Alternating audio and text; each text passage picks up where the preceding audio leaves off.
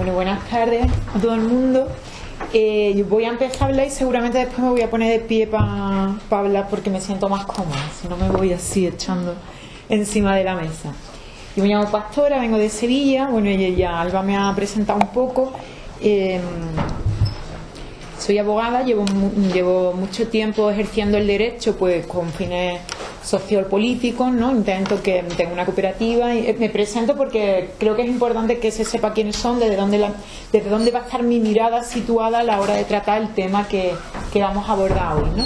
Pues como os decía, soy abogada, tengo una cooperativa en Sevilla con otros compañeros y bueno, pues gran parte de mi vida pues la he dedicado a orientar esto de reapropiarnos de la herramienta que es el derecho, ¿no? Que es una herramienta en manos de los poderosos, es una herramienta en manos del poder para perpetuar la opresión. Bueno, pues de alguna manera reapropiarla para las luchas sociales y para las causas sociales, ¿no?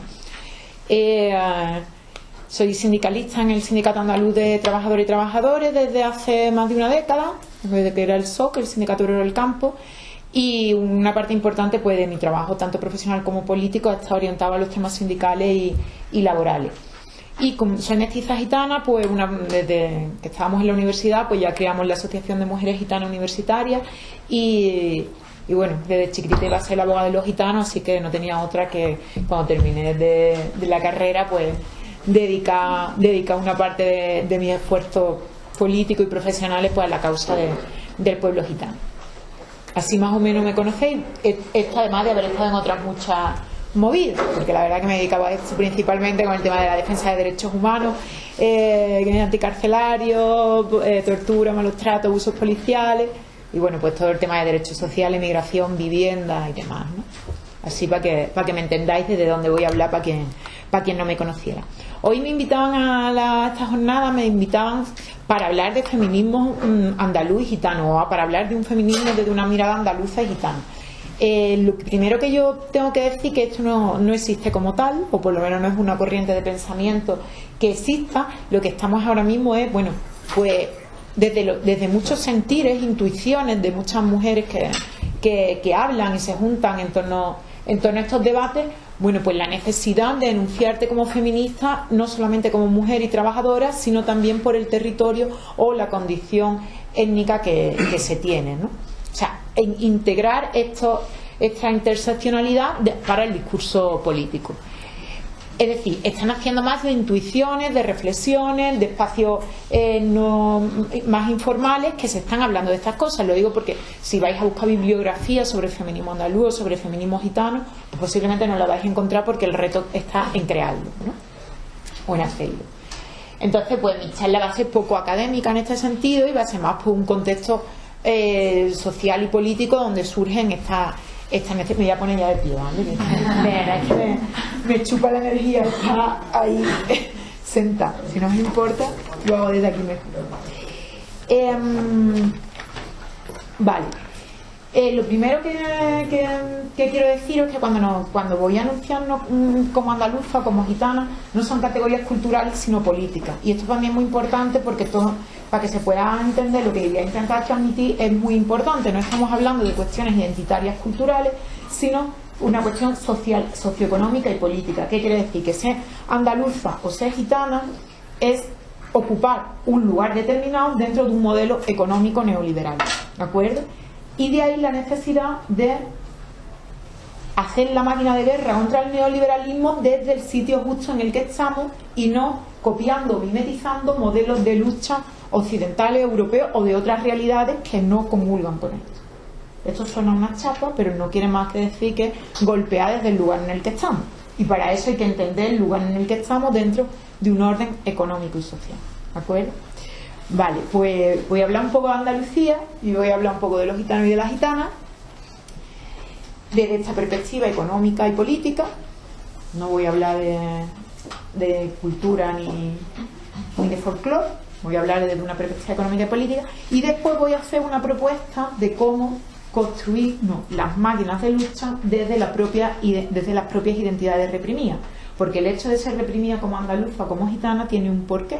Algo, os anuncio que está en la parte más de algo subversivo existe en las formas de ser, de estar en Andalucía, o la forma de ser y estar de los gitanos y de las gitanas, que pone en jaque al sistema, y de ahí la represión histórica y la subalternidad de los gitanos y los andaluces.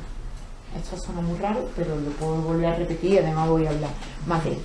Es decir, que los andalúes o los gitanos estén en un escalón por debajo de lo que debe ser, de la convencionalidad, de esta subalternidad, tiene un porqué. Y el porqué es porque las formas andaluzas o gitanas hacen jaque a determinados paradigmas neoliberales que no interesan, sobre todo romper el individualismo, poner la cooperación, el apoyo mutuo, el mutualismo de base, formas de organización de vida que golpean de frente el neoliberalismo.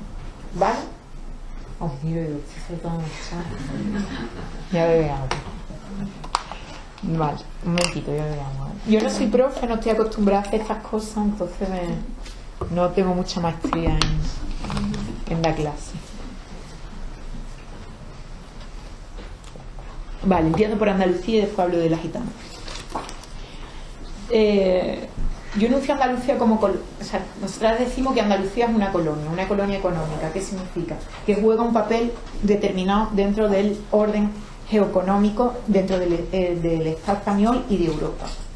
En Andalucía se produce unas grandes cantidades de materias primas, el campo, sobre todo en la agricultura, también en la minería, que no son industrializadas en esta tierra, sino que son exportadas en bruto, en materias primas, y se industrializan en otros lugares. La plusvalía de esta industrialización queda en otros lugares. La pobreza se queda en Andalucía, es decir, el trabajo del campo andaluz, que históricamente, o el de la minería, pero yo creo que actualmente el del campo andaluz el número es muy llevativo. La explotación laboral se queda aquí, en esta tierra, pero los beneficios y la riqueza no repercuten directamente en la población andaluza, sino que se queda fuera.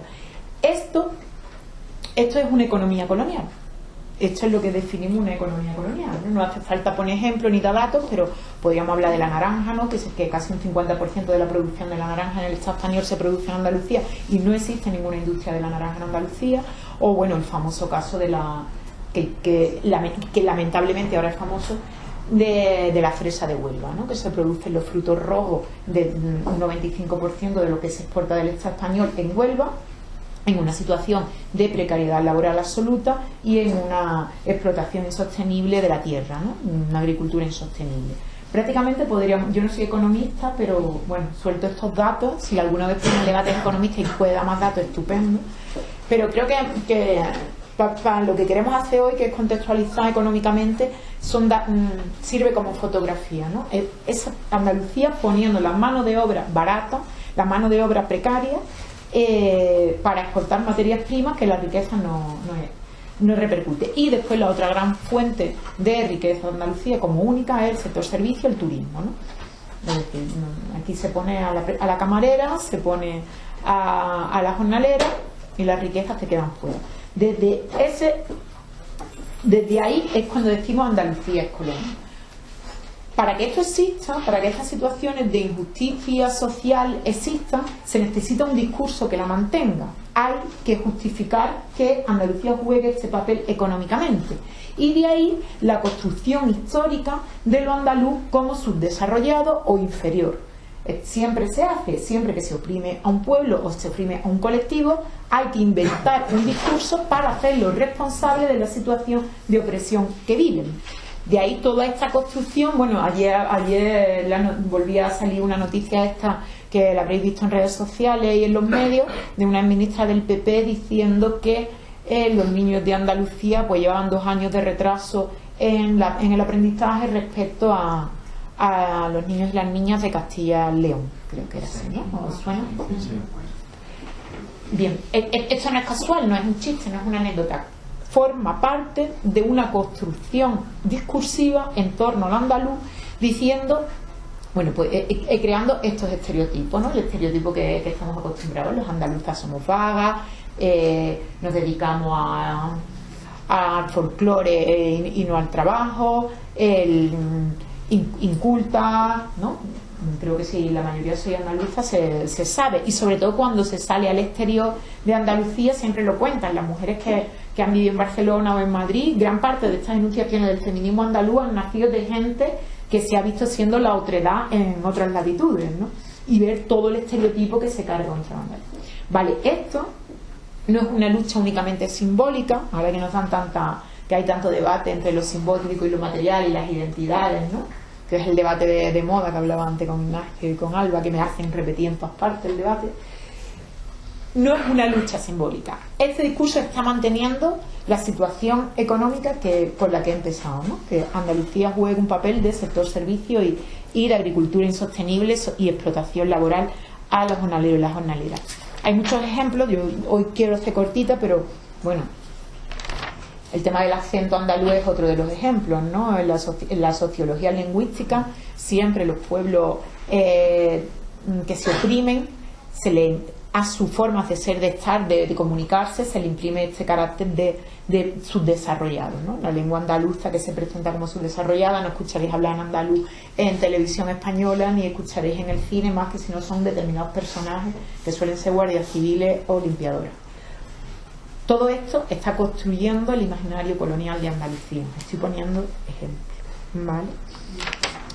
Y sin embargo ocurre, y esto también ahora cuando hablemos cuando me entré más un poco a hablar del pueblo gitano, ocurre también algo que es muy común que ocurra con las colonias, y es que a la vez que la cultura es invisibilizada o negada, Andalucía no tiene cultura, hay intelectuales que incluso a lo largo de la historia lo han dicho así: en Andalucía no hay cultura, lo más hay un folclore, ¿no? A pesar de, voy a salir de un piso y voy a explicar el concepto de cultura que estoy manejando aquí. La cultura es la forma en que las personas se relacionan, las relaciones entre los grupos humanos, entre las personas y la naturaleza o el medio, ¿no? Eso es lo que es una cultura. Aunque la idea burguesa de cultura es que son únicamente aquellas manifestaciones artísticas de una cultura determinada, y además normalmente de la cultura burguesa. Me explico.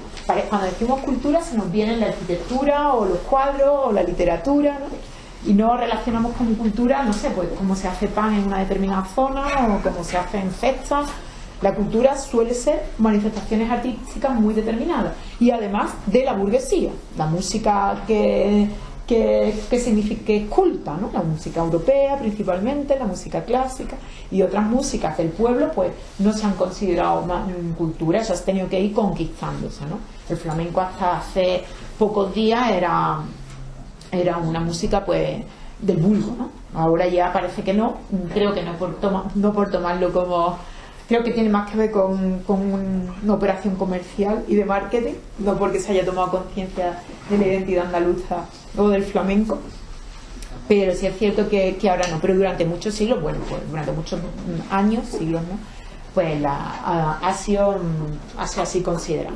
Entonces, claro, cuando decimos que la cultura andaluza se niega, no existe, lo que se está negando es formas de relacionarse del pueblo andaluz entre las personas y con su medio. Ese concepto de cultura uso, que es el que dice Isidoro Moreno. Si hay algo que está sonando a chino o algo, se puede preguntar, ¿vale? Como no soy profe, pues se me puede interrumpir, no tengo cátedra ni nada. Está muy bien. Pues ¿qué pasa? Que aquí hay una doble esquizofrenia, porque a la vez que se niega se caracteriza lo andaluz de inculto. Esto mismo que voy a decir va a servir ahora cuando hable del pueblo gitano también. A la vez que se hace eso, el poder económico utiliza determinados rasgos de la identidad andaluza para reapropiárselo y tener una producción mercantil sobre eso. Ejemplo: la muñequita de flamenca representa prácticamente al Estado español en toda Europa, ¿no? A la vez que se están copiando o se están reapropiando de determinados símbolos de una cultura o marcadores identitarios de una cultura, a la vez la cultura es subalternizada y oprimida. Esto es lo que llamo la doble esquizofrenia, y esto mismo pasa con el pueblo gitano. A la vez que ha habido persecución histórica al pueblo gitano, una parte folclorizar de la cultura gitana se ha utilizado, bueno, pues para significar Andalucía y para significar el Estado español, ¿no? En los volantes, los lunares y este tipo de cosas. Esto es el debate de la reapropiación cultural y demás que os sonará, porque también es uno de los debates. Vale. Ahora, si queréis, podemos, no me voy a meter en los debates muy profundamente para intentar poner lo que traigo, y después, como vamos a tener un rato para debatir, yo no quería hablar más de 40 minutos, no sé cuánto tiempo llevo ya hablando. ¿Me lleváis la hora? 20 minutos. Vale, pues quiero hablar otros 20 y me caigo, ¿vale? Y ya debatimos. Vale, ahora y como decía, esto mismo sirve para el pueblo gitano. ¿Qué es el pueblo gitano? ¿Quiénes son? ¿Quiénes han sido? Y por qué yo digo que es una categoría política y no una categoría únicamente cultural. Aunque el pueblo gitano tiene una cultura propia, no creo que si queremos hacer un discurso emancipador, antineoliberal, hay que darle la categoría política que debe de tener. Y no solo y únicamente cultural. El pueblo gitano, bueno, mínimamente 3 pinceladas de historia. Se creen que son migraciones que vinieron del noreste de la India, de la zona del Punjab. No existen, esto no es cátedra, porque hay debate en torno a esto. Tampoco el pueblo gitano, su historia ha sido contada por los opresores, por lo cual no hay una propia historiografía gitana, aunque sí cada vez hay más gente, más gitanas interesadas en esto. Digo gitana porque además una de las catedráticas más prestigiosas que hay gitana es mujer, es Valencia. Si se está interesando en esto, pero bueno, se cree que fue una emigración que se extiende por toda Europa, y en el Estado español y en Andalucía llegan en 1468, por lo menos así los registros lo cuentan. Estoy parafraseando la historia escrita, ¿vale? Que está para cuestionarla e investigarla y rebatirla. Y llegan a Andalucía. En un primer momento son tratadas como comerciantes, pero muy pronto empieza ya toda la historia de leyes represivas al pueblo gitano. Todas estas, las pragmáticas desde 1499 hasta 1986, he dicho bien, no me he equivocado, 1986, ya en democracia, que se abolieron los últimos reglamentos de la Guardia Civil que requerían mayor precaución contra, bueno, que le decía a la Guardia Civil que tiene que tener especial precaución contra las personas gitanas, ¿no? Es decir, son 500 años de persecución política. ¿Qué persigue? ¿Qué perseguían estas normativas?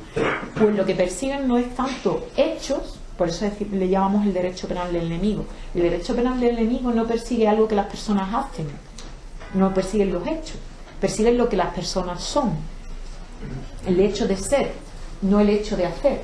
El derecho penal castiga, coge un código penal del Estado español y ahí aparecen una retahíla de hechos que están prohibidos y son castigados si se hacen.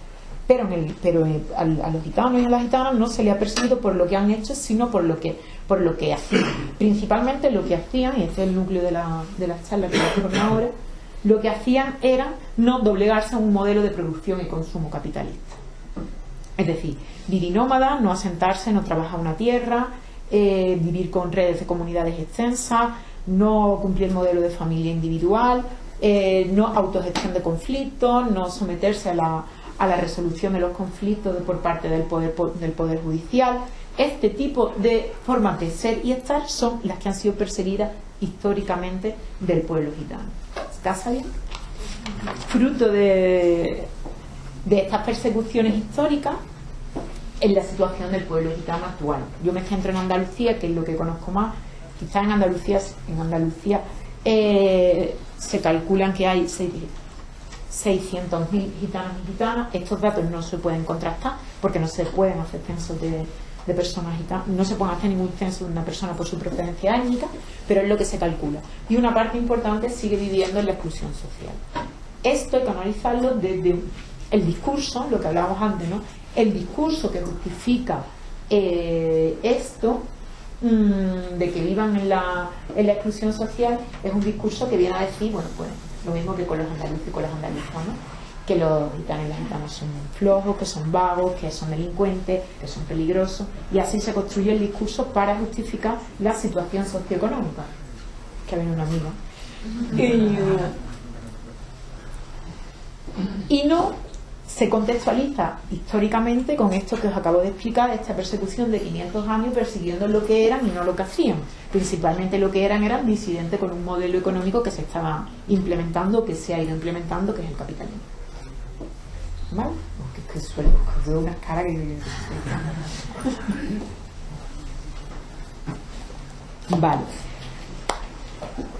Habiendo hecho este contexto, cuando se nos presenta el reto de querencia un feminismo, no voy más, porque hoy vengo a hablar de feminismo, pero creo, cada vez pienso más que esto que voy a hablar no solamente debería de implementarlo el feminismo, sino cualquier lucha disidente, cualquier lucha que vaya contra el orden imperante, ¿no?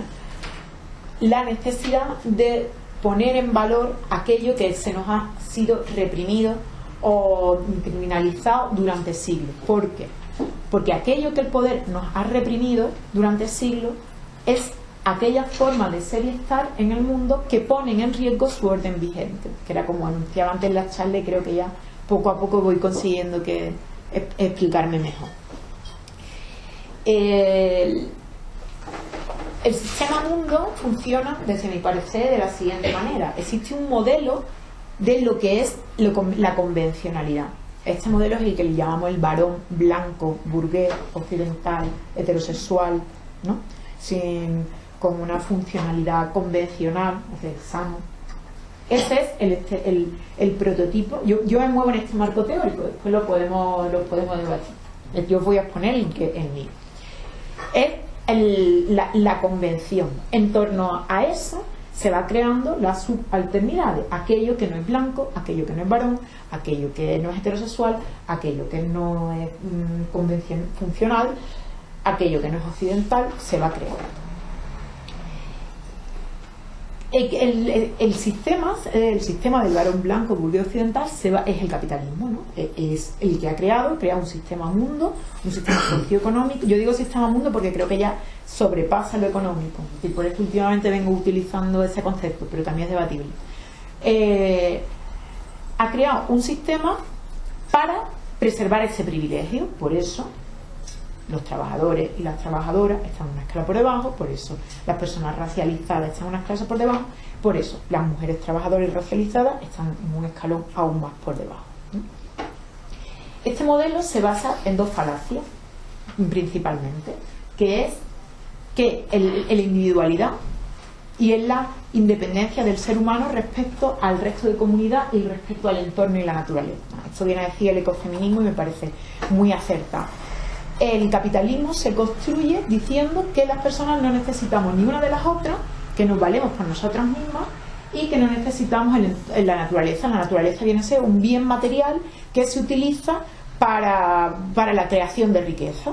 No nos concebimos como parte de la naturaleza, sino es un recurso más que se utiliza para la acumulación del capital. Así que el individualismo y la competitividad al fin de acumular riqueza serían el paradigma del capitalismo, que pone en el centro a este superhumano que sería el varón blanco occidental, ¿vale?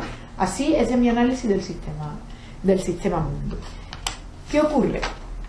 Que todo aquello que ponga en peligro esos privilegios tiene que ser represaliado, reprimido, oprimido.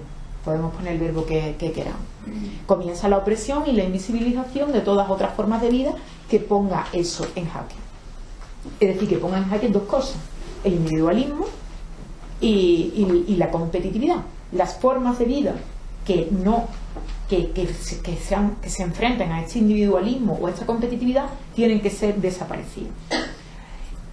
En mi opinión, los grandes genocidios o epistemicidios, como también dice Ramón Grosfoguel, sobre los que se ha construido el capitalismo, ha tenido que ver con estas cosas. Es decir, ¿por qué el feminicidio que hubo en la Edad Media en Europa a un número impresionante de mujeres, ¿no? Lo que después pasa en la historia como la caza de brujas? Bueno, pues porque eran mujeres que por su propia forma de vida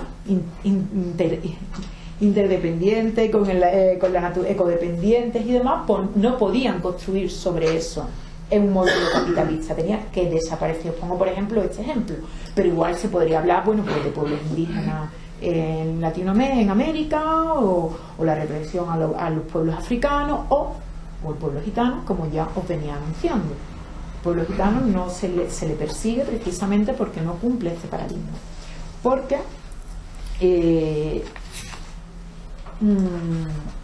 sus formas de organización no casan con este individualismo o con esta competitividad.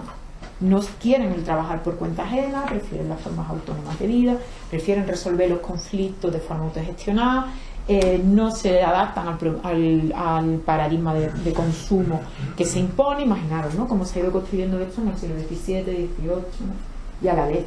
¿Por qué sabemos esto o en qué me baso en esto? Bueno, porque las leyes son muy específicas. Las leyes que se han hecho contra el pueblo gitano son muy específicas.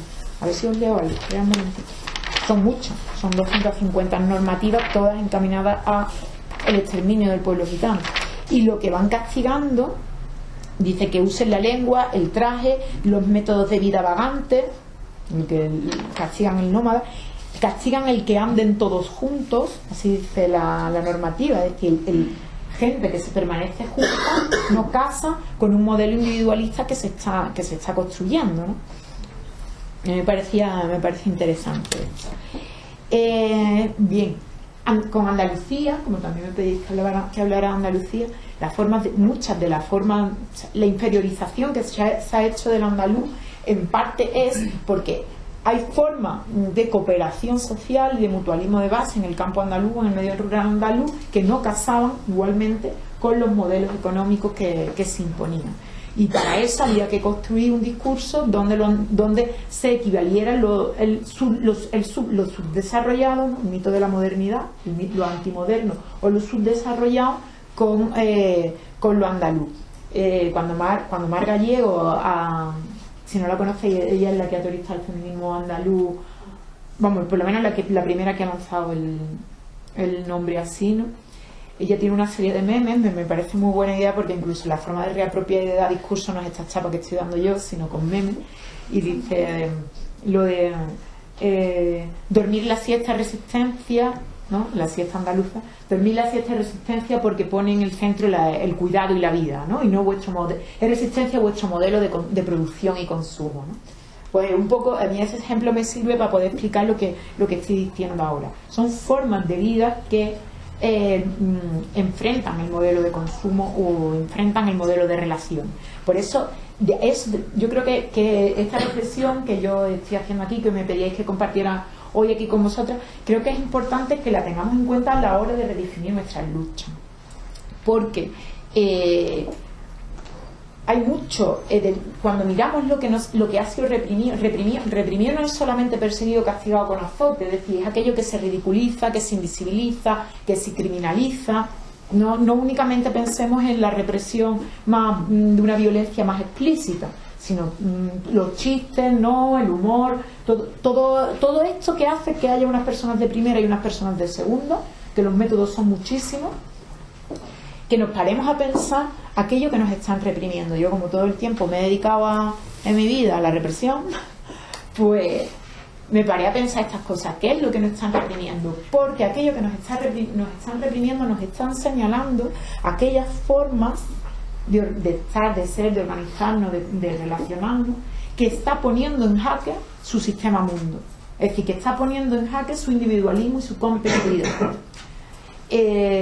Cuando yo reflexiono sobre esta teoría con el tema gitano, pues me salían todas estas cosas que yo iba reflexionando, iba investigando, iba escribiendo, y me salían, bueno, pues todas estas cosas de lo que estamos hablando, ¿no? Fórmulas de mutualismo de base, todavía existen comunidades gitanas, sobre todo en la marginalidad, porque es que en la marginalidad la única manera de sobrevivir es la cooperación, vamos, es que no hay otra, y sí que si copias un modelo organizativo individual no sobrevive, la cooperación es básica.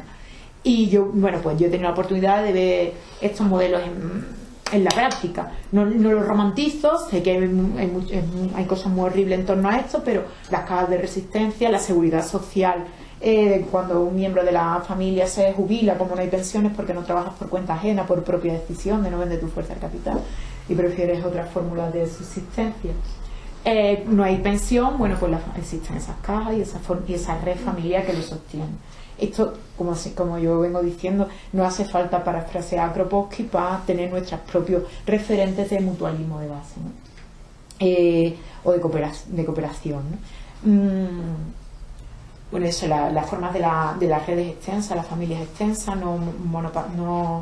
la familia nuclear, que el capitalismo se ha basado para construir el sistema. Y todas estas cosas, pues yo como soy abogada, pues lo de la autogestión de los conflictos, pues es uno de los temas que más me interesaban. Porque claro, el discurso imperante relaciona a los gitanos con la criminalidad y lo que sale en los ajustes de cuentas y esto como le llaman los medios de los más medios, la reyerta, ¿no? Que es un nombre muy de los más medios. La reyerta, bueno, lo que hay detrás de eso, pues eso, digamos que cuando el conflicto no se soluciona, pero día a día en los barrios donde viven población gitana o los barrios, hay unos métodos de mediación de conflictos que son admirables y de resolución de conflictos constante, ¿de acuerdo? Que esto no está escrito, esto no se sabe, esto está invisibilizado porque no te lo van a contar en la tele. Como cada día se van gestionando estos problemas, lo que sale en las tele pues son cosas muy puntuales, pero que ellos utilizan pues para su discurso del salvajismo, el subdesarrollo y la criminalidad del pueblo gitano, ¿no? Bueno, pues mi propuesta es esta. Mi propuesta política es que hagamos las máquinas de guerra desde nuestras propias identidades, para empezar, pero no por una cuestión romántica, sino porque nuestras identidades reprimidas están diciendo cosas contra el poder. No es una cuestión romántica de organizarnos como andaluzas, o no organizarnos como andaluzas o como gitanas, sino poner en valor aquello que nos reprimen como andaluzas o como gitanos. Porque posiblemente ahí está lo que más daño le puede hacer al poder. No es una cuestión romántica, sino efectivamente de eficacia. Hay que quitarse muchos complejos porque, claro, no está yo estaría hablando aquí en la teoría, no está el poder y nosotras, ¿no? El poder está dentro de nosotras, los complejos, la andaluzofobia asumida, ¿no? Hay que quitarse el complejo eso de no ser moderna, ¿no? El mito de la modernidad, ¿no? De ser una gitana, eres muy antigua, eres muy... ¿no? Como una también lo vive y también pues intenta salir de ahí. Bueno, pues la propuesta política es no hacer eso, sino al revés, quitarnos esos complejos, ponernos en valor e intentar recuperar estas memorias de resistencia y de lucha en lo cotidiano que existen, que han existido y siguen existiendo, porque hay mucha potencia. Está bien, yo leo literatura, yo leo ensayos políticos y me empapo de todo lo que puedo, seguramente igual que vosotras que estáis aquí un viernes por la tarde, pero no solo en la intelectualidad política de izquierda europea está la salida. Creo que también tenemos mucho que decir desde el territorio y los cuerpos que habitamos aquí y ahora. Yo lo dejo aquí. Muchas gracias.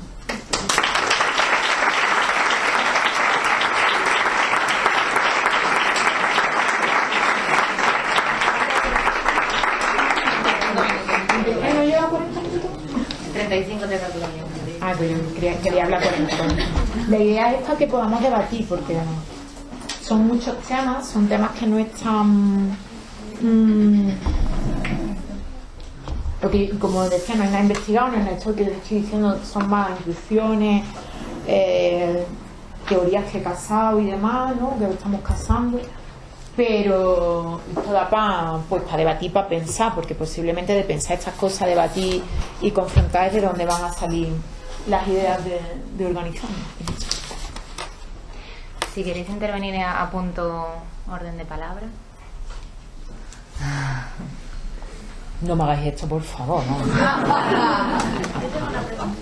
Dale. Ahí para esperar.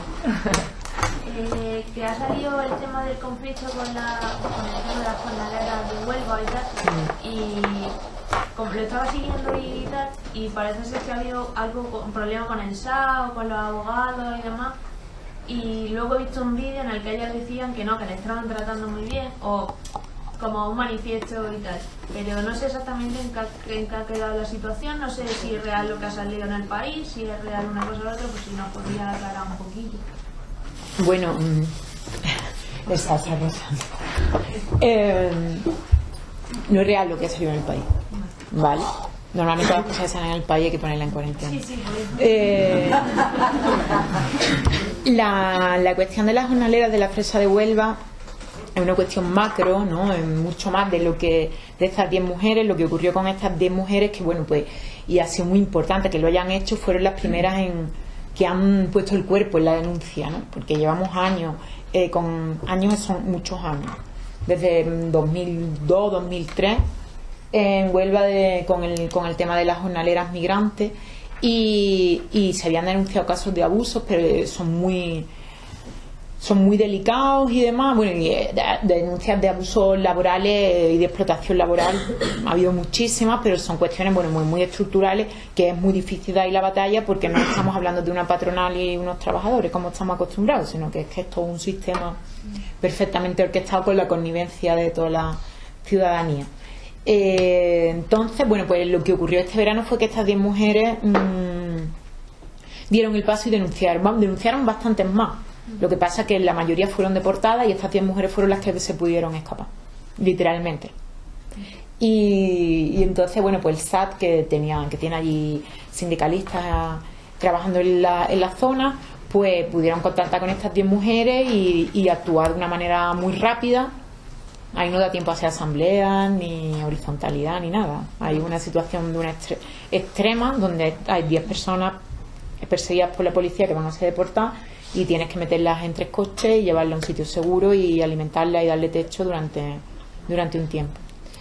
La representación, porque claro, estas mujeres denunciaron, la representación procesal la ha tenido una asociación de abogadas y abogados, y el SAT pues se ha encargado de la manutención de las mujeres durante estos meses.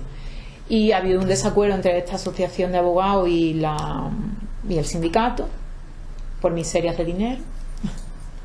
Y bueno, pues esta asociación de abogados, que no son una asociación de abogados cercana a las luchas sociales, pues ha tenido a bien pues montar esta denuncia y llevarse a las mujeres del pueblo. Y han denunciado al SAT. No ha tenido mucha más repercusión mediática, como habréis visto, ha sido un silencio absoluto, porque yo invito a todo el mundo a que lea la denuncia, porque verdaderamente son cosas que nos llevaríamos las manos a la cabeza, que se denuncien estos hechos, porque bueno, vienen a denunciar principalmente pues que hay una caja de resistencia común y que no se le da el dinero que se dona a la mujer individualmente y cosas así, ¿no? Lo cual en cualquier una de nuestras lógicas pues no cabe. Esto es lo que ellos han llamado como un robo a las mujeres. Pues no sé qué, se hace un cineforum en Cádiz, se sacan 125 euros en una barra, como podríamos haber hecho aquí hoy, y se meten en una caja común y no se le reparte a la mujer individualmente. Esto viene escrito en la denuncia. La denuncia está en la red, invito a que la leáis. Cuando la leáis vais a ver por qué no ha trascendido esto mucho más. La cuestión que bueno, que es una cosa muy dolorosa, porque bueno, estas mujeres pues están en medio ahí de una guerra de intereses, y la situación pues es bastante vulnerable, porque yo no sé cómo va a acabar la historia, pues estas mujeres tienen que quedarse aquí hasta que sean los juicios, pero no van a tener protección estatal, a mi entender, porque se está grabando esto. No la van a tener. Entonces pues dependerá de las redes que se articulen en torno a ella el poder darle la seguridad material y física que necesitan para que se queden aquí hasta el juicio. No sé si lo he aclarado más o menos. Muchas gracias.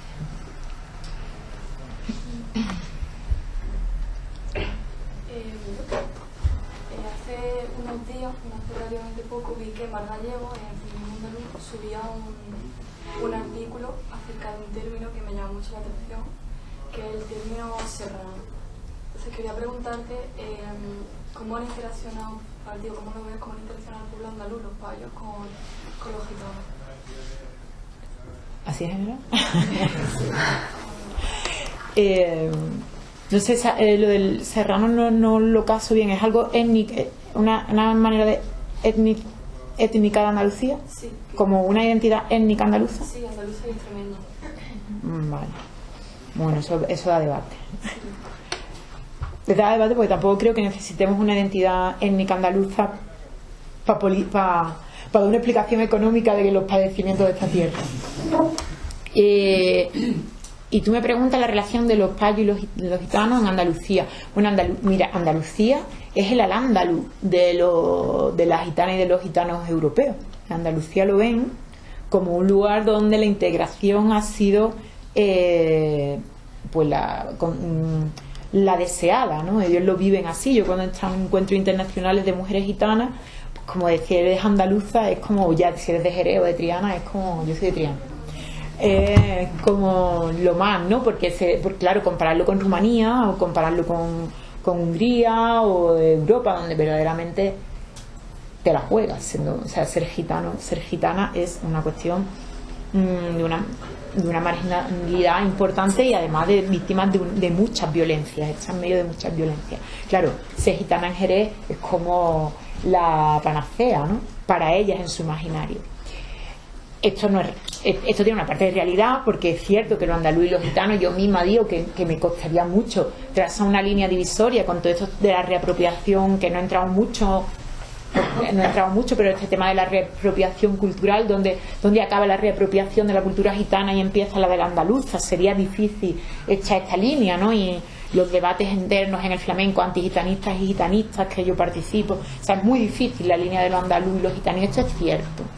Pero sin embargo no deja de ser cierto que en Andalucía hay una parte de la población gitana que vive en exclusión, ¿no? Que tampoco este mito de Andalucía como la tierra de acogida y donde no ha existido el antigitanismo no es cierto, aunque hay que ser justo y compararlo con otras latitudes, pues sí, porque bueno, pues pasó esa simbiosis entre los andaluz y los gitanos que ha sido así, quizás porque el pueblo andaluz tenía formas de vida muy parecidas a las gitanas, o eran estas vidas comunitarias de las que hablaba antes, ¿no? En este mutualismo ha sido más propio de estas latitudes que de otras, y quizás la simbiosis, quizás porque Andalucía ya estaba diseñada para que jugara un papel colonial, entonces no es lo mismo ser gitano en la metrópoli que en la colonia. La cuestión es que sí es cierto que ha sido más así, sobre todo en la parte de Andalucía occidental y en determinados sitios, ¿eh? Tampoco en la serranía de Granada es lo mismo que Jerez. Pero esto no nos puede servir para invisibilizar el antigitanismo que existe en Andalucía. No sé si más o menos te he podido contestar.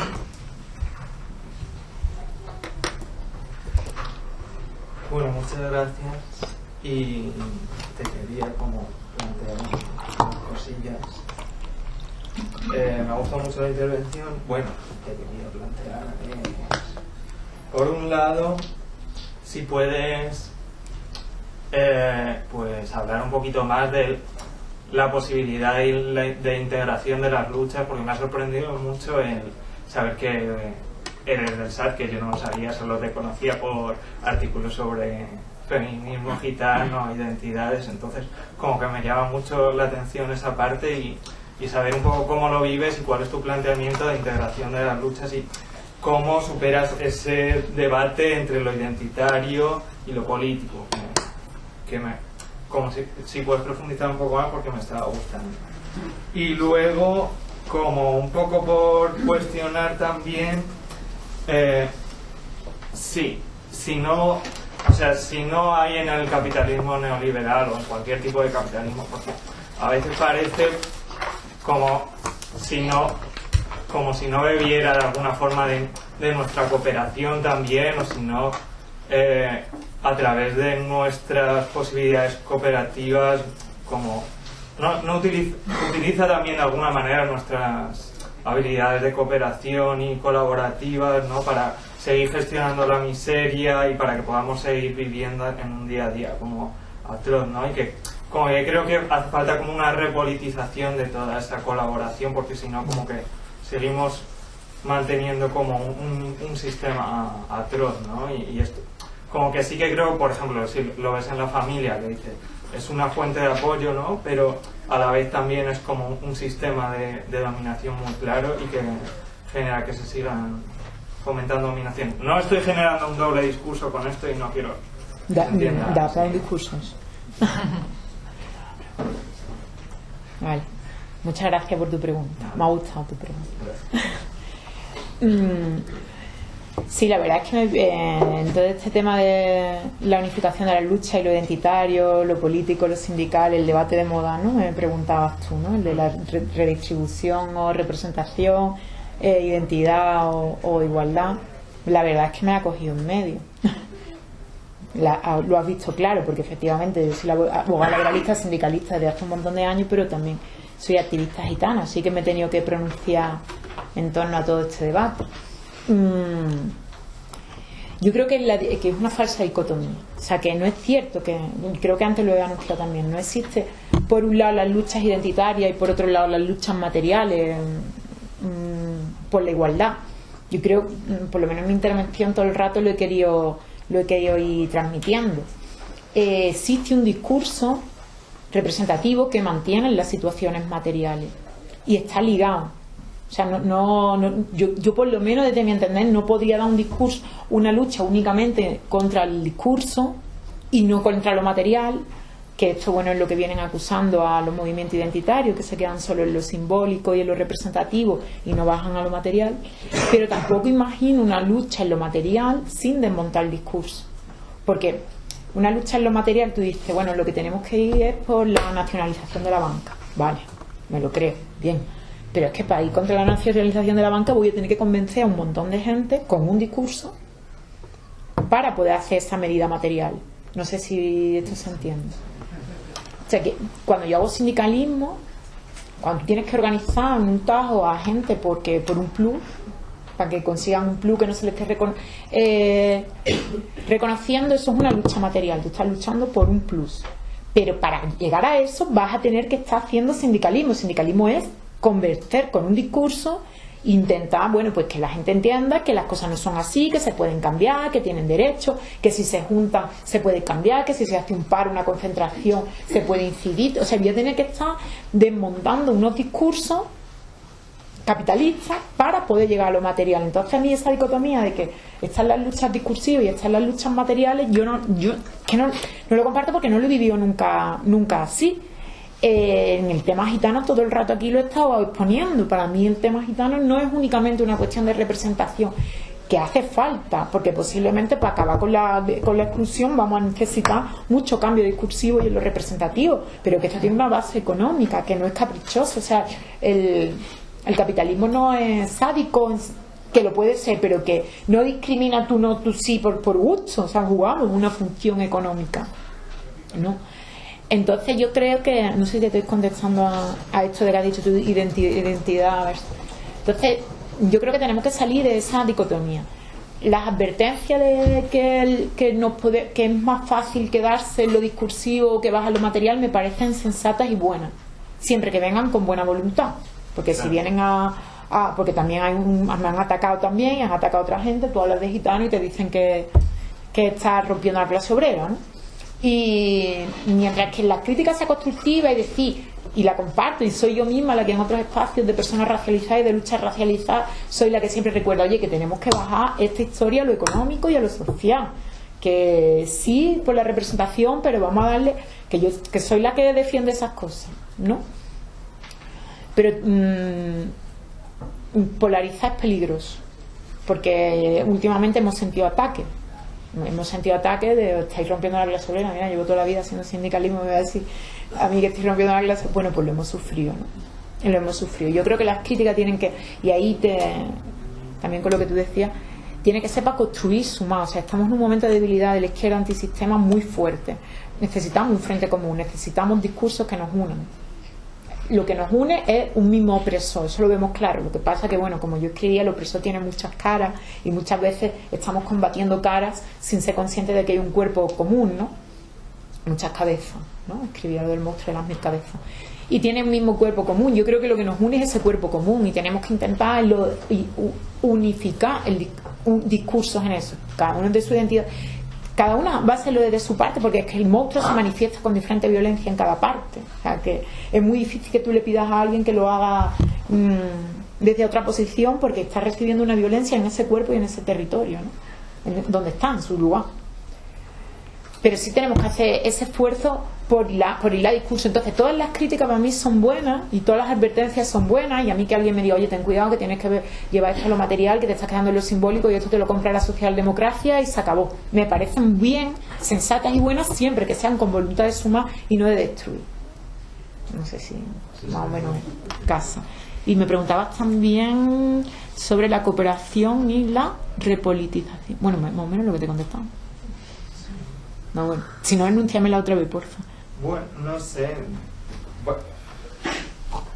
Sí, de alguna manera como que no sé si quiero insistir en esto. Un poco como lo de que estuve, por ejemplo, hace poco viendo a Remedios Zafra con lo del entusiasmo, esta idea de que hay energía natural y que la forma de vivirlo pueden ser bonitas y cooperativas, pero de las que el sistema se aprovecha porque se genera bienestar, entonces ya no tiene que generarlo él.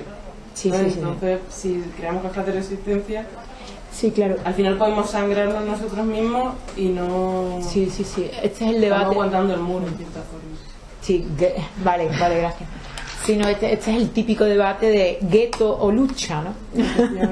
Nos quedamos en el gueto con nuestras formas cómodas de cooperar, ¿no? Nuestra autogestión y demás, o salimos fuera a incidir y hacer daño, ¿no? El debate. Hay que salir fuera e incidir y hacer daño, está claro. Eso es impepinable. Y está claro que yéndonos a la sierra no vamos a cambiar el mundo. Esta es mi visión, pero claro, yo vivo para esto, tampoco quiero... Pero sí creo que hay que tener un gueto del que saber salir y entrar, porque de alguna manera tenemos que materializar el mundo que queremos, el mundo nuevo que está por construir. Tenemos mucha necesidad de verlo, de sentirlo, de tangible. Entonces los espacios, yo creo que a nivel psicológico son necesarios. Yo por lo menos los he necesitado. Los espacios donde las cosas funcionan de otra manera hay que tenerlos, sabiendo que esa no es la finalidad, que eso es el medio. Igual que tienes que dormir por la noche para por la mañana estar fresca para luchar, o tienes que comer para luchar, también necesitas esos espacios donde impera otras lógicas, ¿no? La cooperación, donde no hay esa competitividad, donde se rompe el individualismo en pos de un común. No, ¿estoy contestando más o menos?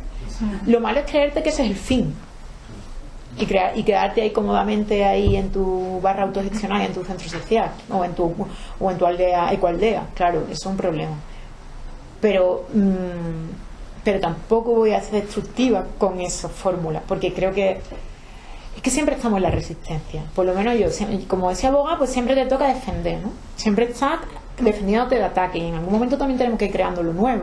Entonces yo tengo una cooperativa, en la forma de cooperación social, de economía social, que me he formado en eso, he estudiado eso y demás, pues la COP57, la banca ética, no sé qué, también intento meterle, o la revista El Topo, también intento meterle esfuerzo a lo propositivo. No solamente, es que si no, no aguantamos como personitas, creo yo. Por lo menos yo no tengo interés nada más que para estar defendiendo los ataques. Tengo que tener una parte propositiva. ¿Dónde estamos?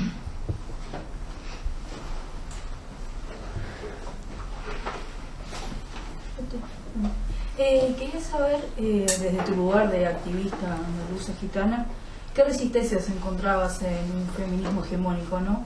De estas cabezas que hablabas, de que muchas veces solamente desde cierto feminismo se observa, bueno, el patriarcado y la lucha contra el patriarcado, que también, bueno, puede suceder en otros ámbitos de militancia, de que solamente se enfoca en un sistema opresor. Entonces, desde tu lugar de activista, ¿qué resistencias has encontrado? Vale, gracias por esa pregunta también.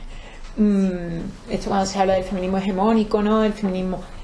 La realidad es que materialmente yo desde mi sitio no he sentido un feminismo hegemónico que me haya bloqueado. Quiero decir, nunca he dejado de participar en espacios ni nada de esto. El feminismo hegemónico no es una cosa... Claro, también tenemos que saber que vivo en Sevilla. Si hubiera vivido en Barcelona, las compañeras que viven en Barcelona, su experiencia es otra. Yo soy de Triana, vivo en la Macarena y me he rodeado de un entorno donde quizá el feminismo hegemónico no fuera tan visible como si hubiera vivido en Berlín o en Barcelona. Pues cuando las escuchas a ellas te cuentan cosas que dan bastante respeto. Yo no he sufrido esos enfrentamientos, pero sí es más un imaginario que está en nosotras, incluso en mí misma la he podido ver en algún momento, lo del feminismo hegemónico, es decir, lo que es más o menos feminista, lo que es la estética o el lenguaje feminista y lo que no. Uno de los ejemplos que poníamos, bueno, antes cuando hablaba del flamenco, ¿no? Decíamos, por lo menos en Sevilla ya la cosa cambió un montón, pero hace 10 años verdaderamente si no cumplías una determinada estética tenías que pelearla. Yo iba al centro social, yo iba a Casas Viejas con los corales, y más gitana que ahora, que ya me estoy apayando de tanto jugar, pero iba con el pelo largo, vestía como me vestía yo de barrio y con los corales y estas cosas. Y eso era una resistencia, pero no solo en el feminismo, sino como que teníamos un arquetipo muy europeo de lo que era ser antisistema o de lo que era no solo feminista, por eso digo que voy más allá, ¿no? De lo que era ser antisistema, ¿no? Como se decía. ¿por qué el feminismo si vale en el rap? O sea, el vehículo musical del feminismo o de la lucha antisistema es el punk o el rap y no las chirigotas de Cádiz o el flamenco, ¿no? Estas cosas sí, o sea, son cuestiones muy sutiles pero que nos han ido acompañando. Pero también creo que hay un momento de madurez ahora mismo del feminismo, sobre todo, que estas cosas las está trascendiendo. Y si ahora mismo estamos aquí hablando de estas cosas, porque vemos que esto no casa, ¿no? Que no tenemos que importar un modelo de lo que es ser feminista o voy más allá, o de lo que es ser anticapitalista, ¿no? No solo feminista, sino, no hay un modelo, y que lo podemos hacer de nuestras propias formas, y que en nuestras historias, en nuestros contextos, en nuestras comunidades hay formas de resistencia y de lucha desde hace siglos que no ponemos en valor y tenemos la tendencia a copiar. Pero ya te digo, mi respuesta sería que el feminismo hegemónico no lo he vivido tanto como alguien que me lo impone, sino como lógicas que estaban impuestas entre nosotras mismas, organizándonos.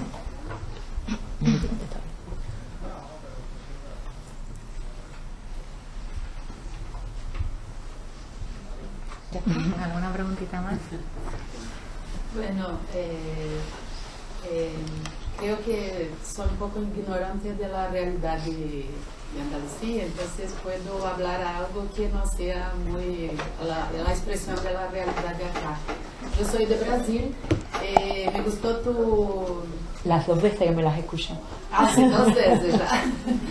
Entonces, la cuestión de la identidad, que en Brasil vivimos también algo parecido principalmente con los negros, ¿no? Que los negros están en un momento importante de afirmación de su identidad étnica, religiosa y muy fuerte. Entonces, creo que estamos en un momento importante en Brasil de defensa, ¿no? de pueblos y de culturas que no son las hegemónicas. Pero hay 2 tendencias en el movimiento, y mi pregunta un poco por ahí.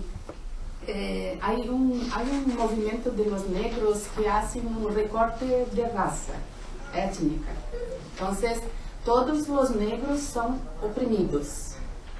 Todos los negros son productos de una sociedad opresora. Y hay un otro movimiento que resgata la cuestión de la identidad, pero pone también la cuestión de la clase. Ni todos los negros son oprimidos, algunos son opresores. Algunos, entonces, yo te pregunto, si no se hace el recorte de clase, no se puede entrar por ahí y la cuestión de la identidad ser una forma de camuflar o de no dejar muy claro la cuestión de la exploración que hay, enfim, de una clase sobre otra. Vale. El debate. Sí, un poco me lo piden en todos lados,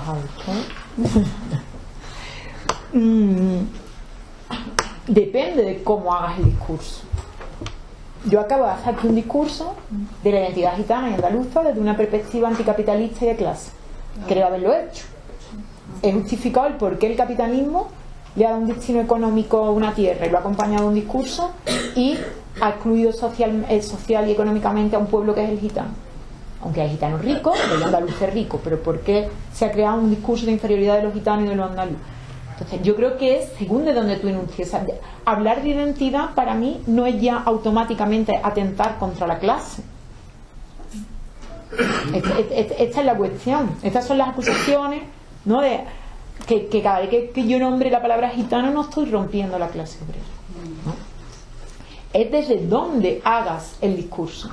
Obviamente, que no voy a hablar de asociacionismo gitano del PSOE porque no me parece, pero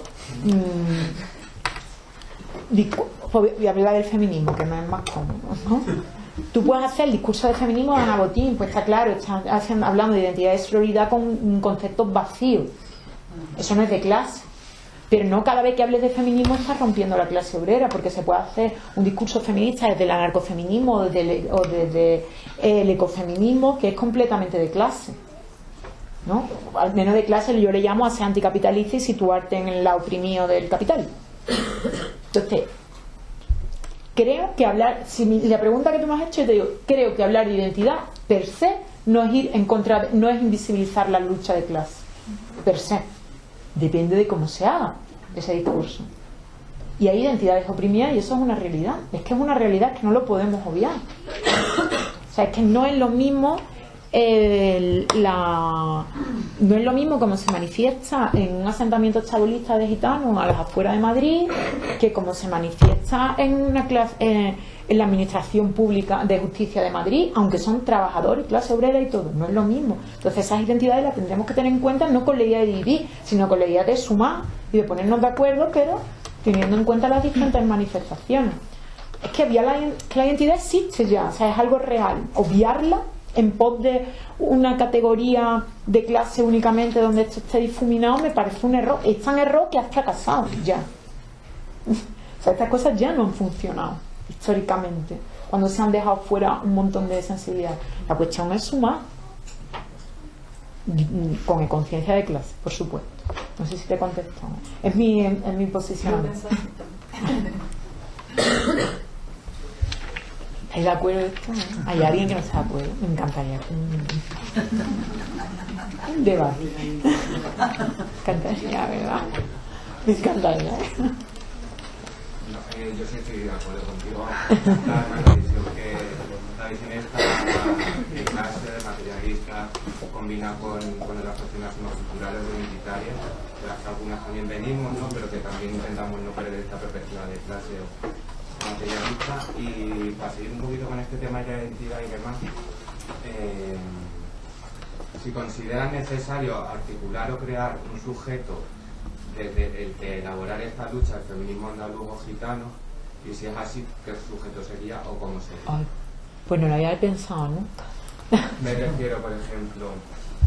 sí, crear un sujeto, no lo había... Supuestamente el sujeto del feminismo, de cierto feminismo en las mujeres, ¿no?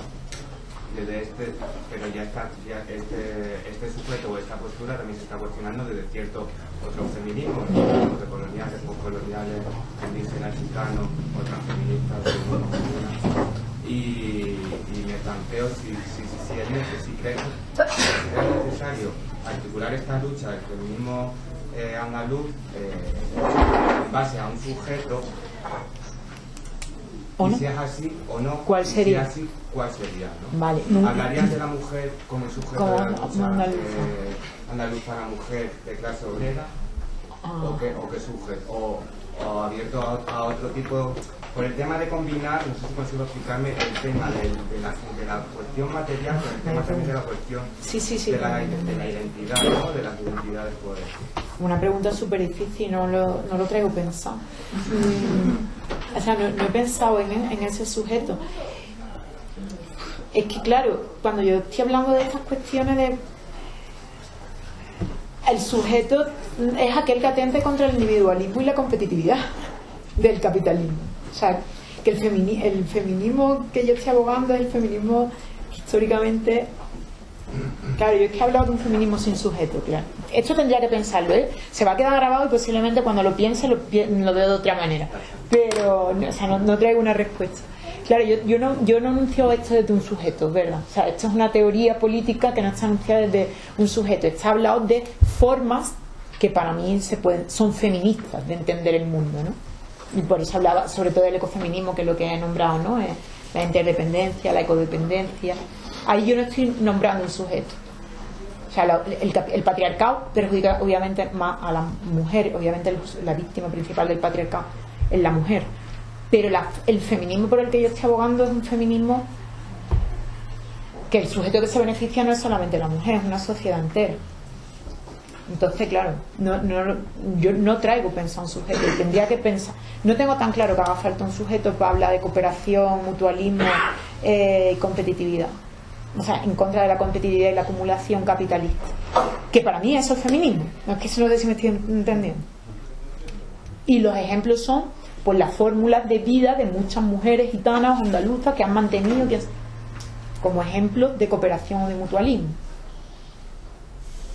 La respuesta sería no tengo tan claro que haga falta un sujeto para lo que acabo de... Tendría que pensar un sujeto específico. aunque la violencia sí va contra un sujeto específico, pero no creo que para normar esto se necesita, no lo sé, tendría que pensar. Lo siento, no puedo tener. No, estupendamente tu respuesta, y es que tampoco es cuestión de acotar este debate justo aquí, ¿no? Que ya se viene trabajando desde muchos lugares y probablemente tenemos más ocasiones de charla contigo sobre esto. Nada más que esto estamos construyéndolo, o sea, vayamos dialogando más.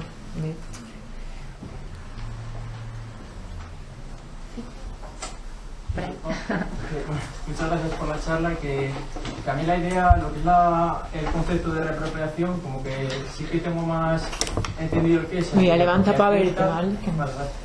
El de reapropiación que has hablado del pueblo gitano, pues de cosas suyas y tal, como si puedes poner algún ejemplo, desarrollar un poco más esa idea de cómo se manifestaría. No me queda muy claro. Muchas gracias, porque quería hablar de eso, pero no lo quería adelantar. Gracias por... lo primero que me corrigieron es que no deberíamos usar reapropiación sino apropiación, porque reapropiación parece que antes ha sido del otro y ahora la has retomado, y yo he dicho reapropiación y lo he usado, pero ya me lo han corregido. Cuando he escrito sobre esto me han dicho está mal, y he asumido la crítica y es verdad, deberíamos hablar de apropiación cultural. La apropiación cultural, tal como yo lo veo, funciona de esta manera, ¿no? Determinados marcadores identitarios, esta palabra suena muy esto, determinados rasgos, tomarla en una cultura hegemónica y mercantilizarla. De hecho hay un mogollón de debate, porque en este, bueno, entonces vestirme de si soy de Burgos y me visto de flamenca, me estoy apropiando de la cultura andaluza o de la cultura gitana. Mi respuesta es no. Yo he llegado a la conclusión de que hacen falta como 3 cosas para que se dé la apropiación cultural que estamos denunciando, ¿vale? Lo primero, tiene que existir una cultura hegemónica y otra subalterna, es decir, un poder y una cultura que, con todos estos rasgos, ¿no? Económicamente, invisibilizada su cultura o negada, ¿no? Tiene que existir eso. Y después la apropiación tiene que tener un fin mercantil, o sea, es para ganar dinero, es para crear riqueza a costas de otro, ¿vale? Y además tiene que querer invisibilizar el origen de eso. Es decir, por vestirte de flamenca en Burgos no es apropiación cultural. Vender un producto andaluz diciendo que no es andaluz para crear riqueza, pues eso sí lo veo apropiación cultural. O sea, la parte económica para mí es muy importante, porque es que si no nos quedamos otra vez en debates individuales que el liberalismo quiere, de quién es el bueno, la mala, y ¿sabes? Que no va por ahí. Cuando nos ataca por ahí, no, es que esto es una estrategia que existe, que es capitalista, que es quitar a unas comunidades oprimidas lo que es suyo, acallar el discurso de que eso sea propio y venderlo, pero a la vez reprimir esa comunidad, que es lo que ocurre con el pueblo gitano, con la invisibilización del pueblo andaluz. Yo creo que sin eso no podríamos hablar de apropiación, lo cual no quiere decir, y aquí siempre digo, lo cual no quiere decir es que si tú eres de Burgos y te vistes de flamenca, te puedes vestir de flamenca y nadie te va a acusar de nada. Pero no estaría mal que supieras algo de la persecución del pueblo gitano. O no estaría mal, ¿no?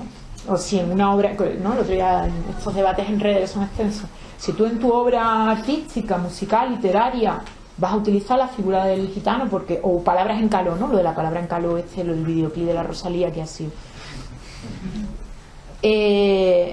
Yo creo que se pueden utilizar palabras en caló, y creo que el pueblo gitano va a apreciar que se use siempre y cuando que después se cuente lo que es, ¿no? De que ha habido un genocidio de muchos miles de muertos y muchas horas de prisión a determinadas personas por hablar una lengua, y eso ha pasado aquí, ha pasado hace 200 años, 300 años. Poner eso en valor.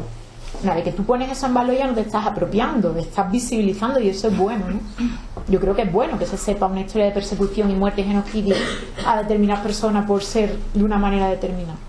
Pero claro, si tú invisibilizas, callas eso, tomas el rasgo y lo comercializas y haces un producto que se compra y se vende, es lo que llamo apropiación cultural. No sé si te convence. No, dime, tío. Si te... Entonces, lo originario que hace el capitalismo es expropiación, y nosotros volvemos a la apropiación. O sea, expropiación, sí. Porque va acompañado de violencia siempre. O sea, de violencia, de invisibilización, de criminalización, de desprestigio, no sé, de un montón de cosas que, aunque sea una violencia, pues lo andaluz, pues no hay violencia física, ¿no? Aparte de la económica. Pero hay ridiculización, no reconocimiento, ese tipo de cosas que también son violencias no explícito. ¿Estáis de acuerdo con esto? Es que lo de... Entonces, cantar flamenco en catalán es apropiación cultural, con esto me han dado pelado, marinera. Perdona, Pastor, a mí me ha interesado un poco el tema de tu cooperativa y me gustaría que me hablara un poco sobre... Ay, me hacéis pasar el frío al calor. ¿La cooperativa? Sí, ¿en qué consiste? No sé cómo se llama, por conocerla un poco. Bueno, es un despacho de abogados, pero la fórmula es cooperativa. La cooperativa es Sociedad Cooperativa Andaluza, que es una fórmula que existe en Andalucía, es la cooperativa propia de aquí, tiene su propia normativa y bueno, forma parte de la economía social. La economía social es un gueto del que nos sentimos bien para poder salir fuera. Y la economía social, pues principalmente lo que es que no hay un ánimo de acumulación de riqueza, sino que la riqueza va repercutiendo en la creación de más puestos de trabajo y de empresa. Yo tengo mi salario y el resto puede ser...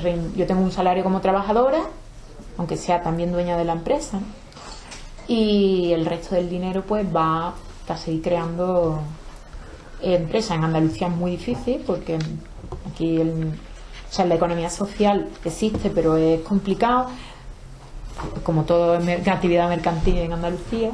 Pero bueno, nosotras creemos en la cooperativa e intentamos organizarnos desde las cooperativas. En torno al SAT también hay unas cuantas de cooperativas, existen más cooperativas de abogados, de investigadores sociales y demás.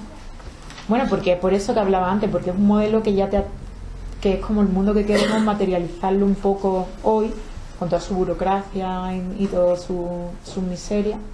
Pero en el funcionamiento es un despacho de abogados. Tú irías y ves abogados y abogados allí trabajando y gente trabajando. Es humilde, chiquitito todavía. Se llama Harsia, que significa justicia en calor. Sí, aunque yo soy la única gitana, mis compañeros tuvieron a bien. Digo compañeros porque son hombres, ¿no? Tuvieron a bien ponerle un nombre en calor. No sé si hay algo más. La economía social, me he preocupado de estudiarlo y es algo interesante que nos puede cubrir esto del salario de una manera ética, más lógica o afine a nuestra ideología. Pero claro, no es la panacea, no vamos a derruir, como han preguntado antes la compañera, no.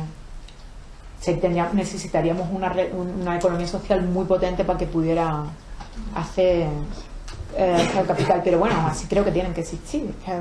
Tenemos que comer y lo podemos hacer de otra manera y poniendo ejemplos de que otra economía puede funcionar, sobre todo para el discurso, para convencer a otras personas, ¿no? Ya me he puesto de pie, es que me cuesta mucho. Yo quería preguntarte, bueno, si quieres compartir tu experiencia como sindicalista mujer y además gitana, porque bueno, yo en mi corta experiencia en este sindicato, ¿no? Al principio no decía que estaba afiliada, especialmente en ambientes feministas, muy bien. Porque bueno, tiene mucha carga en ambas direcciones, ¿no? Entonces me costó al principio decir, sí, me afiliaba a TNT, ¿qué pasa? Y aún así todavía ponen caras, ¿no? En determinados círculos. Y claro, como en ese momento me muevo en dos aguas, porque veo que el sindicalismo que yo conozco, el anarcosindicalismo, ¿no? En este caso en Granada, también conozco el de Salamanca, que es de donde soy, está carente totalmente de feminismo y de otras muchas cosas, pero de feminismo, ¿no? Que es lo que a mí me atraviesa.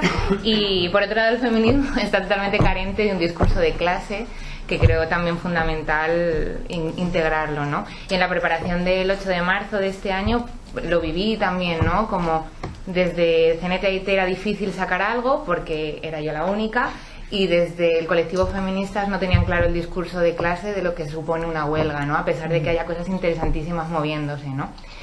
Y bueno, como compartir esta experiencia, porque cuesta arrastrar a mujeres y a otras identidades no normativas o periféricas a un sindicalismo como es el de CNT. No sé si en el SAT se ocurre lo mismo, ¿no? Y a la vez, para mí como también es crucial que en otras luchas tiene que haber un discurso de clase, porque es que si, para mí, si no se nos olvida cuál es el enemigo común y el que nos hace, bueno, en fin, vivir muchas de las opresiones. Comparto mucho de lo que acabas de decir. Me he sentido así muchísimas veces en mi vida, un montón de veces.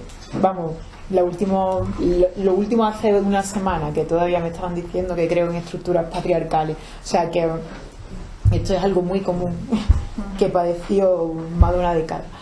Sí, efectivamente el sindicalismo es patriarcal, es tal como está construido, pero es que la sociedad entera es patriarcal. O sea, mira, me pasaba también, para no solo decir el sindicato, durante mucho tiempo hemos tenido una asociación de abogados y abogadas por la defensa de los derechos humanos en Andalucía. Todavía seguimos, pero ya no estamos tan activos. El grupo 17 de marzo, que algunos la conocéis.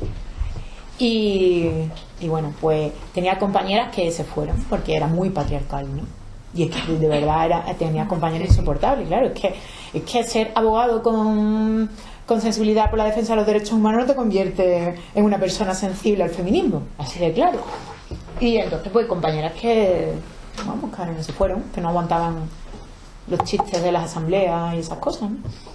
Y yo también decía, bueno, ¿pero qué hago, tío? Es que me parece tan importante lo del tema de la tortura, los malos tratos policiales y este tipo de cosas, que como espere a encontrarme, también tengo compañeros que no se metieron en el grupo 17 de marzo porque era muy patriarcal, hombres, también, hay que decirlo, no solo compañeras. Y yo le decía, pero bueno, ¿y qué hacemos? Yo era entonces mucho más joven que ahora, claro. Y decía, pero ¿y qué hacemos? Que me parece tan importante el tema este de la violencia policial, ¿sabes? Que está ocurriendo aquí, que le están pegando a la gente, tío, que han torturado en la comisaría, que de enfrente de donde hacemos el botellón, es que esto es grave. Y yo, bueno, pues entonces decidí, claro, yo tenía 25 años, 26 años, y entonces yo ahí tuve de esto consciente todavía, sin tener un feminismo como tan teorizado, tan elaborado como el que tengo ahora, es decir, tío, que como espere a que aparezcan compañeros que estén deconstruidos para poder organizarme en contra de la tortura y la violencia policial, es que no lo voy a hacer nunca, ¿no?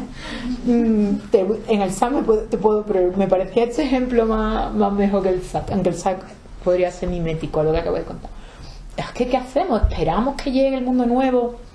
Antes lo estaba hablando con el café, ¿no? Esperamos que venga el mundo nuevo para organizarnos y luchar por estas cosas. Pues la respuesta es no, claro, por eso soy sindicalista. También porque estudié Derecho, era laboralista, y es que yo aprendí a ser abogada laboralista en el SOC, en el Sindicato Obrero del Campo. Entonces, claro, yo tenía muy claro que tenía que estar ahí.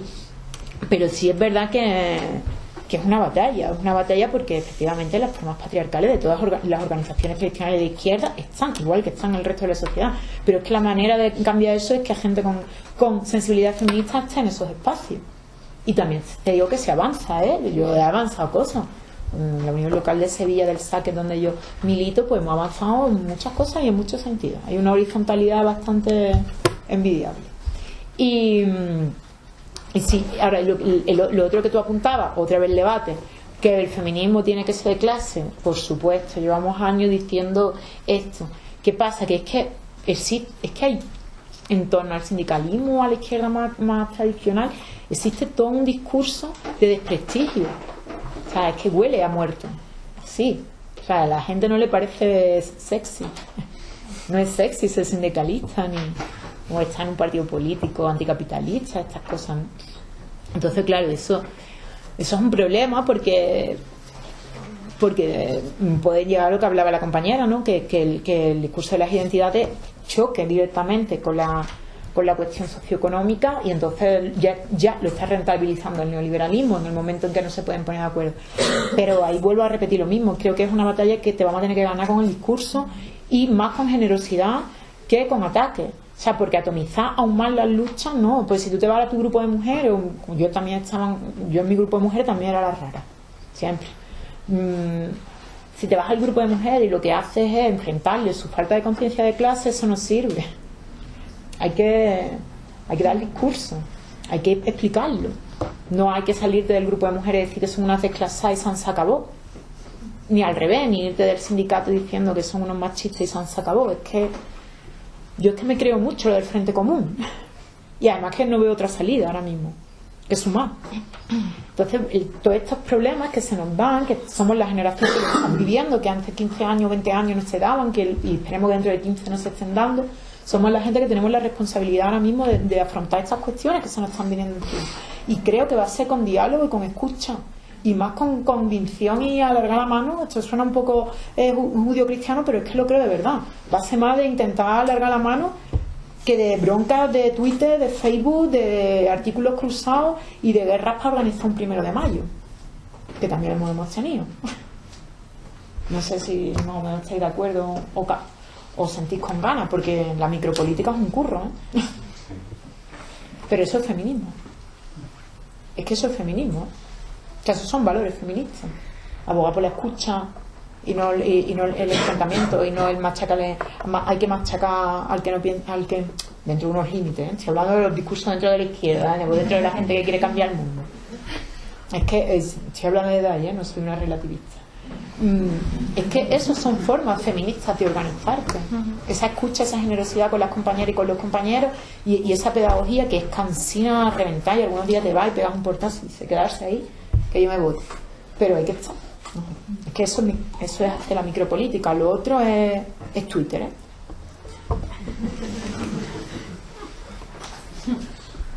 Sí.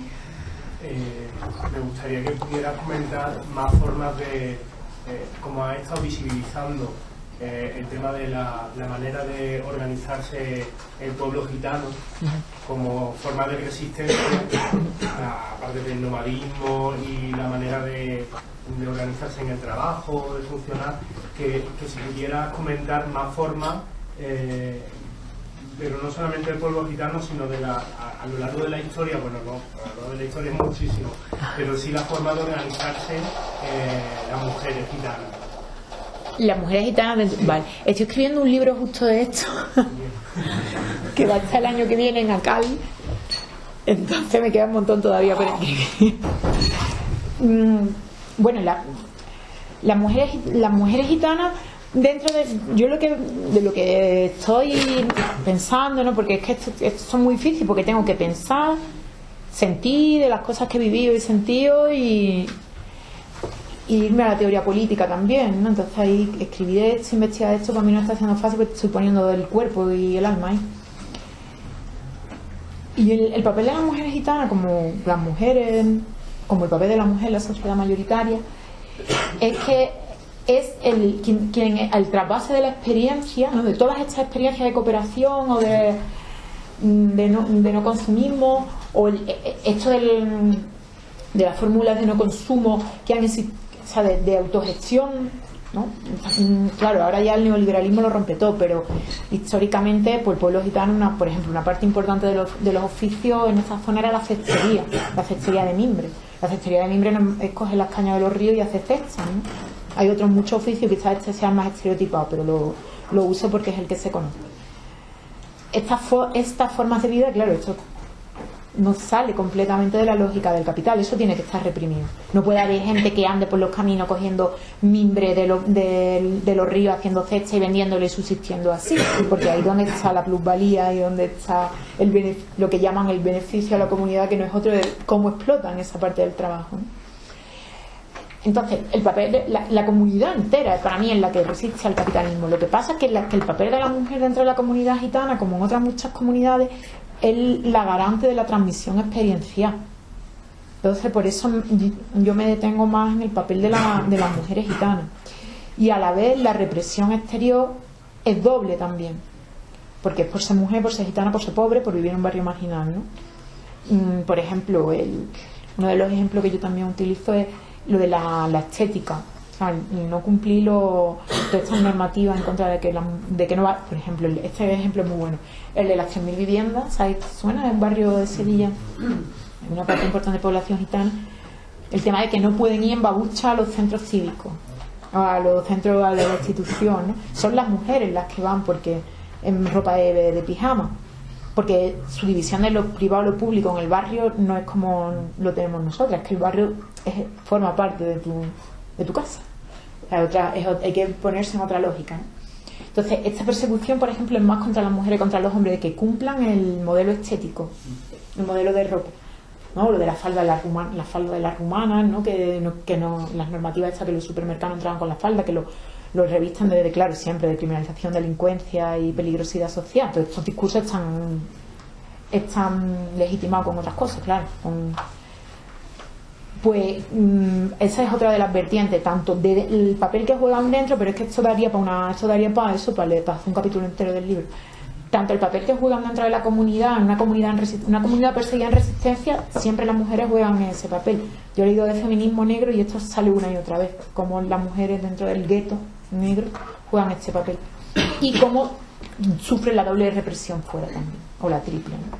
No sé si te he contestado más o menos. Sí. Te animo a lo del libro porque estaría sí, estoy en esto, pero mientras me ven aquí los sábados a haciendo otra vez.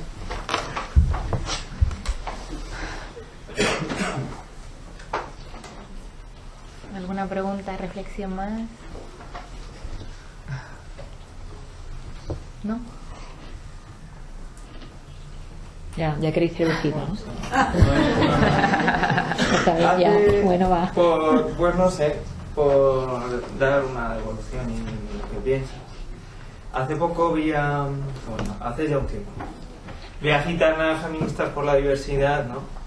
Tienen un discurso contra los prejuicios pares, así como súper potente y como muy confrontativo, un poco de una forma un poco distinta de la tuya, y como que pues eso, abogando más contra una lucha contra los prejuicios, luchando mucho como por la deconstrucción y confrontando mucho a las visiones que teníamos todas las personas que íbamos a ir ahí, que íbamos a ser en su mayoría pares, ¿no? Entonces, como por un lado sentía como que su posición como que me daba muy poco lugar a una acción política, o no, como que no se prestaba a ningún tipo de consideración política conmigo, pero por otro, como que el cambio que permitía a nivel pues eso, de comprensión de la posición del otro y de constructivo, como que era tan fuerte